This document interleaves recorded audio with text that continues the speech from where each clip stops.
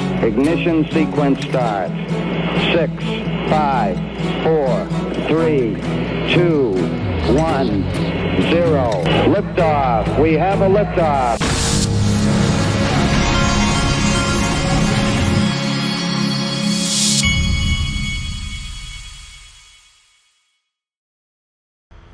Hey everybody, this is the Digital Asset Investor, and I wanted you to see something. These are the return rates from Coin Paprika. Look who happens to be the best return rate in the top, 10 for the last 7 days, 76% XRP. In the last 30 days, top 6 anyway, Dogecoin is the top performer in the top 10, but in second place is XRP, 100%. Then 81%. None of the others in front of XRP are better than 81%. And by the way, any of you Doge holders out there, if you're seeing these kind of numbers, you better think twice about sitting in there, because there are massive pullbacks in this game. And when you've got these kind of, I'm not a meme coin buyer anyway, but anyway, that's your business. Now, we haven't done it yet on the 1 year, but you know what's coming. All right. Wanted to show you, first I'm going to show you this clip right here. This is Brad Garlinghouse talking. He keeps bringing it back. There's a reason for this. I don't know what the reason is, but I'm just saying he keeps bringing back up that that Brad Garlinghouse, that XRP had jumped Ethereum back in 2000, before all the lawsuits and SEC. Yeah, so what's affecting the price of XRP has been the SEC. People forget, frankly, before the SEC got involved in the crypto markets, XRP was the second most valuable digital asset, ahead of ETH. And then the SEC got involved and said, hey, we think ETH is probably okay, and ETH went up, and then they sued Ripple, and XRP went down. This is not how our government is supposed to work. We're supposed to have a level playing field and have equal opportunity. We shouldn't have our government picking winners and losers in this regard. We think in the long run we'll prevail, and that'll sort itself out. But for now, it's frustrating for the community, and I like the way you characterized it, for the XRP family. Okay, and now look at this. Bank XRP is saying, sound familiar? Elon Musk, Ripple was their trophy and it was attacked in a similar manner. ETHgate, watch this. But not once did the SEC go after any of the hedge funds who were nonstop shorting and distorting Tesla. And let me give you the example on the ETHgate. Remember all of the VCs that were behind getting the Ethereum free pass? Remember all of the guys in hedge funds that were going out bragging about shorting it? And they obviously knew something. Remember Mike Novogratz saying he bet dimes to donuts that the SEC would do this, this, and this, and then they did it 8 days later. They obviously knew something, but did the SEC go after any of those guys? No, they did not. Not once. They would lie flat. The hedge funds would lie flat out on TV for their own gain at the expense of retail investors. Not once, literally 1,000 times. Not once did the SEC pursue them. How do you explain this failure? The incentive structure is messed up, because the lawyers at the SEC are not paid well.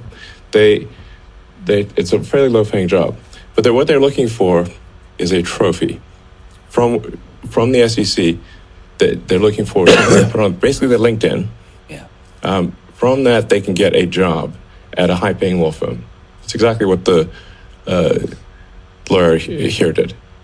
And the reason they don't attack the hedge funds is because those hedge funds employ those law firms. And they know if they attack the hedge funds, they're affecting their future career prospects.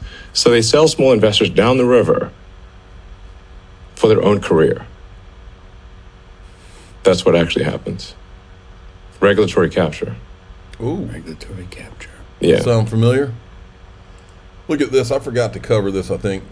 Tyler Winklevoss. Let's all be clear on one thing. Gary Gensler is evil. He should never again have a position of influence, power, or consequence. Any company, university, or organization that hires or works with him post-SEC is betraying the crypto industry and should be boycotted aggressively.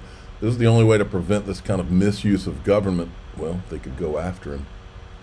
Of government power from happening again in the future. Gensler's behavior can't be explained away as good faith mistakes. It was entirely throughout intentional and purposeful to fulfill his personal political agenda at any cost, even if it meant nuking an industry, tens of thousands of jobs, people's livelihoods, billions of invested capital, and more. Ironically, his sociopathic ambition ended up torching his own political party. No amount of apology can undo the damage he has done to our industry and our country. This type of person has no place at any institution, big or small. Americans have had enough of their tax dollars going towards government that is supposed to protect them, but instead wielded against them by politicians looking to advance their careers. It's time for this pathology to be stopped once and for all. Onward. Totally agree. Look at this. There's a lot of optimism for what's coming here shortly, folks. Crypto is going so much higher, fam. And then he replies to himself and says, except for Ethereum. Wonder what that's about. Then Lark Davis, who's a Bitcoin guy, says this bull run is going to get so incredibly stupid. Get ready. Dark Defender comes in. I expect the correction lasts a few days, not weeks or months. It will be too short. XRP will continue the momentum. You might not believe this and it might seem as artificial, but it is not. We have a golden target of $13.85, which became crystal clear yesterday. Strange, isn't it? Melting process will continue. All right. I think he means the XRP melting faces process. And then Ash Crypto. The biggest alt season will start within 4 to 6 weeks. Altcoin market cap 2-week MACD is approaching golden cross for the first time since 2023. Last time it happened, altcoin MCAP pumped 300%. Be ready for a 100-time alt season. I like the sound of that. That looks like a thumbnail. And then Crypto Insight UK. The strength behind the breakout for XRP gets me very excited. Holding above $1 today would be fantastic. Second day and weekly close in 2017, our breakout it was 45%. The following week did 800%. We close here and our breakout candle was plus 80%. What comes next? All right, here's a guy from Ripple talking about what's coming in DeFi. This is mega bullish. Hey everybody, this is Yannick Collins and welcome back to Oz Living. We are here at the Blockhouse for the Asia Crypto Week, and joining me today is Boris Allergan. He is the head of DeFi at Ripple. So Boris, thank you so much for joining me. Thanks for having me. So Boris, you just played devil's advocate at that panel a while ago about DeFi. You said that we are early on at the DeFi and we are at the prototype phase, right? So how can we bring DeFi to the next level? Yeah, to bring DeFi to the next level will require a couple things. So as I mentioned on the panel, I think DeFi is still missing that killer app, right? Borrowing and lending as it is done currently is very medieval, right? You have to collateralize borrowing and lending. That's not really efficient. That's not going to scale. People want to borrow in an uncollateralized way. So the only way you can do that uncollateralized is to actually do a credit review. Well, you can't really do a credit review and have anonymity at the same time. Perhaps maybe with decentralized identity solutions, that could be possible. So very much, we're still prototyping. We've shown that the technology works, right? You can do trades, you can borrow and lend, and ultimately you can create real businesses on top of it. But we haven't seen that next level that leads to that evolution.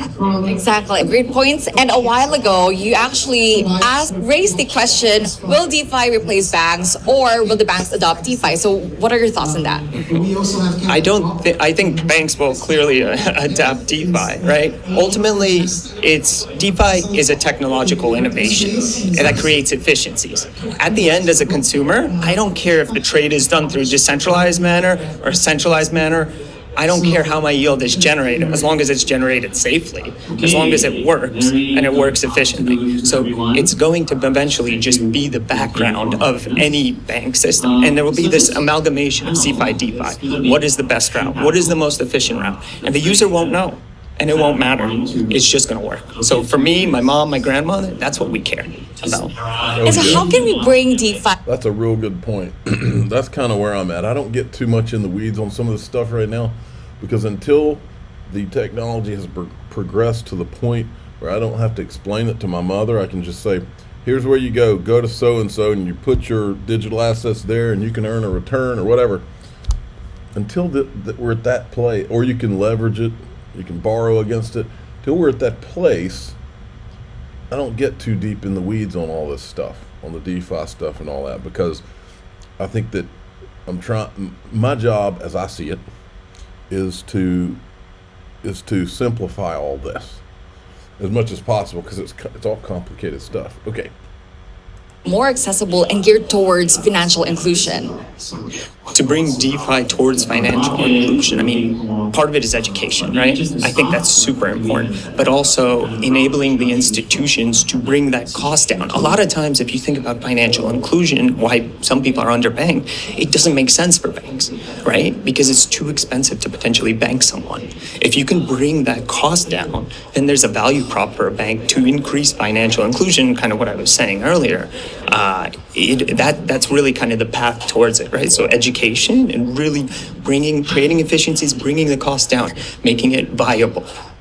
Well, Boris, I love the energy. I love the passion. Thank you so much for talking to me today. I really appreciate it. Thanks for having. Okay, I was in DAI XRP. I'm going to talk about something interesting. I actually sat down. I had breakfast over the last few days with Brad Combs, and I said, hey, let's come up with a list of digital assets that we both agree, because people are always asking me what I like and all this, and I'm not a financial advisor, but that doesn't mean I can't tell you what I like for myself. And so I said, while we're sitting here eating, let's come up with a short list of a few digital assets that we believe in, that are, and when I say believe in, I mean not meme coins, I mean adult stuff. I mean companies that have major VCs backing them, or they're in government documentation of what's being built, or they got major people with pedigree behind them. The things that are important in adult land, not cartoon monkey land. So I'm going to read that list to you that we put together, me and Brad put together, and there's more, but this is a starting list of kind of the ones we think are going to go somewhere. Okay, I'm the digital asset investor. I'm not an investment advisor. This is for entertainment purposes only. Please subscribe, hit the like button, tell your friends and family. Away we go.